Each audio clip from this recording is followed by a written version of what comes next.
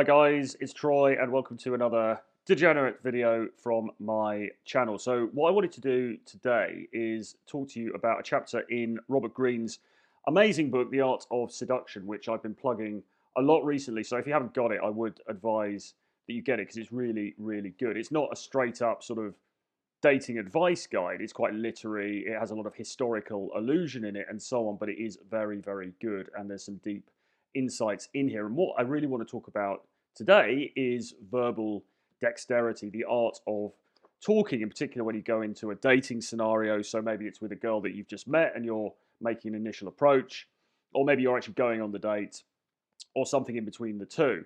And I want to talk about the use of language in those instances, because obviously this is really important and it's a place where guys can sometimes get stuck. So I'm going to try and read a few quotes to you from the book. So bear with me if I sort of have to flip over the pages a little bit, but I do want to let you in on what I've just been reading and my thoughts on it. So this is from chapter 10 of the book, and it's called Use the Demonic Power of Words to Sow Confusion. So use the demonic power of words to sow confusion. So already we're going to have tradcons watching this video, clutching their pearls, screaming in horror at the use of that word demonic. But, you know, Robert Greene is nothing if not a realist and a pragmatist, and he is, of course, a writer who talks a lot about the amoral nature of human existence and the way that humans interact. So, you know, you might not always like it, but Robert Greene is a man who likes to get to the truth of things, and I think that is to be applauded. So let's get into the first quote that I want to read to you from this chapter. He says, "Inflame people's emotions with loaded phrases, flatter them, comfort them about their insecurities, envelop them in fantasies, sweet words and promises, and not only will they listen to you, they will lose their will to resist you. Keep your language vague, letting them read into it what they want." And then he says, use writing to stir up fantasies and to create an idealized portrait of yourself. So what he talks about in this chapter is both oratory use of language, seductive oratory, he says, and then he talks about writing as well. Now, obviously, we're less concerned with writing here because I'm not really talking about, I mean, the modern equivalent obviously is text messages and things like that. I'm not really talking about that in this video. But everything that he says does also apply to the spoken word as well. So just take it in that context for this video. So I think the first thing that really interested me about this is something that I've been trying to articulate for a while, and that is the power of vagueness. Now, actually, Greene mentions this elsewhere when he talks about having influence on people, when he talks about sort of being able to create an audience. So say you're a public figure, a politician maybe, you want to draw people to you. Vagueness can be really, really useful because the problem with being specific about things is that as soon as you start to nail down what it is you're talking about, and as soon as what you're talking about moves from the suggestive into the realm of the concrete, you start to lose people. Because as soon as you make something concrete, then some people are going to approve and other people are going to approve less. So in a dating context, what I really wanted to say about this is that when you first meet somebody, when you're first having those initial conversations, it's far better to leave things a little bit vague. And in practical terms, what that means is you don't want to fall into the trap of having a boring, logical conversation. The last thing you want to be doing on a first meeting is having those sort of conversations where you're talking about your job, you're talking about your career progression, the fact that 3 years ago you were a line manager and now you've been promoted to deputy area manager, blah, blah, blah. You don't want to be having those very sort of logical linear conversations. You want to keep things very vague. Guys sometimes ask me, what do I say about my job? My job is quite boring. How do I explain what my job is? And my answer is always, well, don't. You know, try to avoid the topic as much as you can. A classic old school way of doing this is when she says, well, what do you do? Say something like, I work in McDonald's. Or say something like, well, I'm a male stripper. Or I'm a male model. Can't you tell? Or something like that. You know, what you don't want to do is be direct and just tell the truth in a really boring fashion. That's the kind of thing that you would do on a normie sort of online internet date, but it's not really very seductive. It's only any good if she's sort of sizing you up as a provider figure. And, you know, she might be impressed by the fact that you've just been promoted and you earn an extra 25,000 a year or something, you know, but you don't want to be getting into those realms. in the Robert Greene sense of seduction, because it's just not very exciting or sexy. You want to leave room for imagination and fantasy.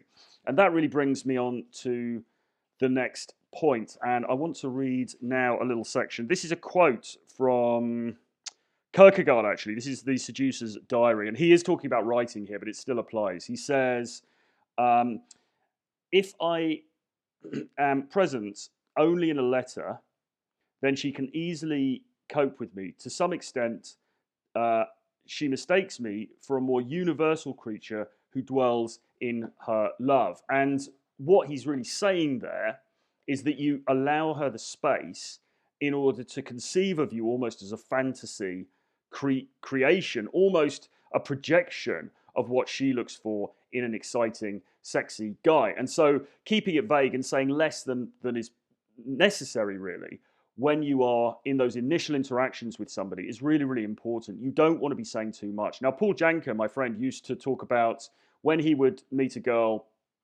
that he liked in New York, because he was out and about during the daytime, meeting girls in coffee shops and things like that, back in the, I suppose, 90s, early 2000s. He would always err on the side of saying less, and he would try to keep the interactions very short.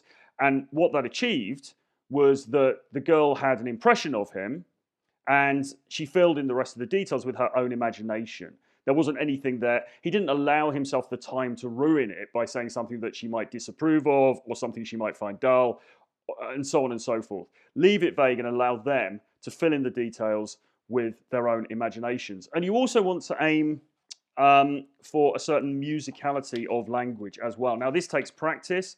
It's not something that's terribly easy to teach. The best way to do it really is to practice things like improv, go to see a lot of comedy, read a lot, create videos like this. This is really good for it. Do podcasts, practice your speaking skills, get into as many conversations as you can. Read poetry, for God's sake.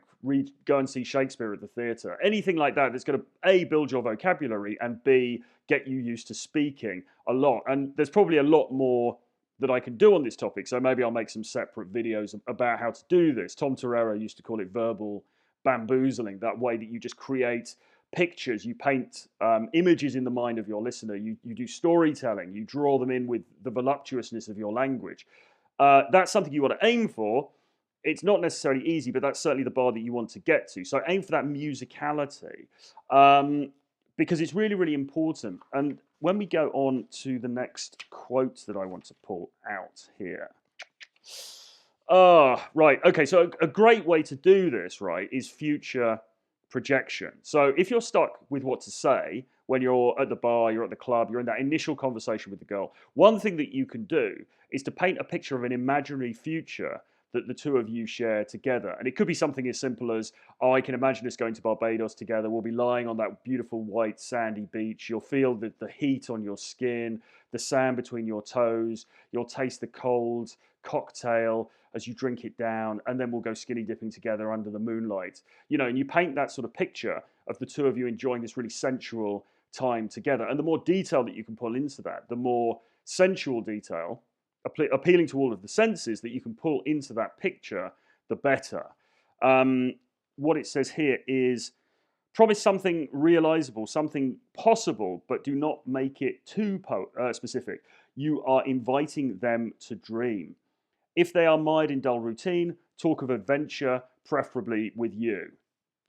Do not discuss how it will be accomplished. Speak as if it magically already existed. You see, this is real suggestion that's being suggested here. It's real suggestion that Robert Greene is foregrounding here. You've got to talk as if it's magically already there. Lift people's thoughts into the clouds and they will relax. Their defenses will come down and it will be that much easier to maneuver and lead them astray. Your words will become a kind of elevating drug. Well, yes, it's really important. Now, this is a mistake that I always used to make. When you're in the nightclub, right, and everyone's having a good time, they're just going crazy to that Avicii tune or whatever it is.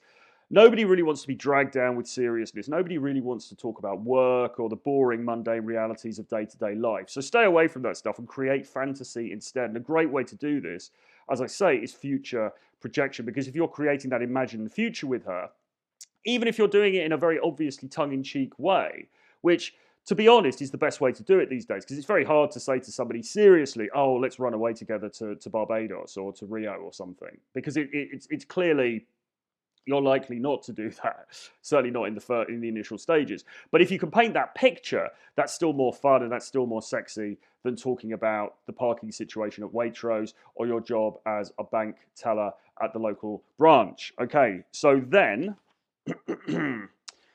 Okay, right, so then he talks about this demonic language, or diabolic language, as he calls it. So the Tradcons are now going into hysterics. And this is, again, this is talking about verbosity when you are interacting with that girl or that woman that you want to get to know. You are learning to speak a different kind of language. Most people employ symbolic language. Their words stand for something real, the feelings, ideas, and beliefs they really have. Or they stand for concrete things in the real world, blah, blah, blah. As a seducer, you are using the opposite, diabolic language. Your words do not stand for anything real. Their sound and the feelings they evoke are more important than what they are supposed to stand for. And then in brackets, the word diabolic ultimately means to separate, to throw things apart. Here, words and reality. The more you make people focus on your sweet-sounding language and on the illusions and fantasies it conjures, the more you diminish their contact with reality, okay? You lead them into the clouds where it is hard to distinguish the truth from untruth, real from unreal. Keep your words vague and ambiguous so people are never quite sure what you mean. Envelop them in demonic, diabolical language, and they will not be able to focus on your maneuvers, on the possible consequences of your seduction. And the more they lose themselves in illusion, the easier it will be to lead them astray and seduce them. So what he's saying there is that the language that you use is not intended actually to convey meaning. It's intended to convey emotion. Now, this is really, really true. Again, in nighttime situations, but also as well in the daytime.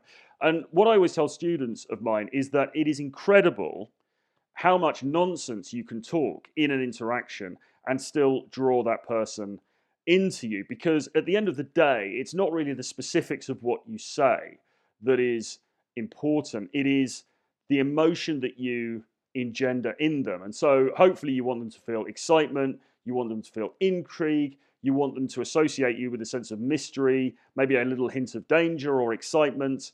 Certainly you want them to feel some attraction. So you're looking to spike those things. You're not looking to have a linear A to B conversation. The very worst thing you can do, sometimes if you're in a restaurant, you might overhear the couple next to you and you can tell they're on a first date and the guy is sort of talking very linearly about his routine, about the fact that he travels 5.5 kilometers, guys, American viewers, into work in the morning and he has to do this, blah, blah, blah. And it's all too dull, it's all too rigid, it's all too formulaic, and you want to stay away from that. So, as it says in here, keep things vague, allow her to see you as her fantasy rather than perhaps what you actually are. Use future projection in order to create that kind of bond between you and in order to divorce yourselves from reality for a second. Make your language musical. Practice doing that as much as you can. And remember to use diabolic language. Your language doesn't have to directly infer reality. In fact, it's better if it doesn't. It's better if your language is a tool to arouse emotion rather than to point out particular specifics in the real concrete world. Anyway, I will leave it there for now. I hope you enjoyed that. I did this one quite quickly, but I did want to get it out to you today. Please do hit subscribe to this channel. Give me a like on this video and give me a comment below. That would be great. But do hit subscribe on the channel so you keep up to date with all my latest videos, and there's lots of good stuff coming, I can assure you. Get on my daily email list. I send out an email Monday to Friday with a free article in it. Absolutely no charge. The link is below, so do sign up for that. And grab hold, guys, of my collection of 11 books. It's called Renegade Dating Blueprint. It's awesome. It's got How to Be an Arsehole in it. It's got 7 Laws of Seduction. It's got Still in the Game. All of these different things that I've written over the last 5 years. It's only $39. The full value really is $250 plus. It's an amazing deal. I don't know why I'm doing it. I can't keep doing it forever at that price. So do grab it. The link is below. And I will see you again very soon. Bye-bye.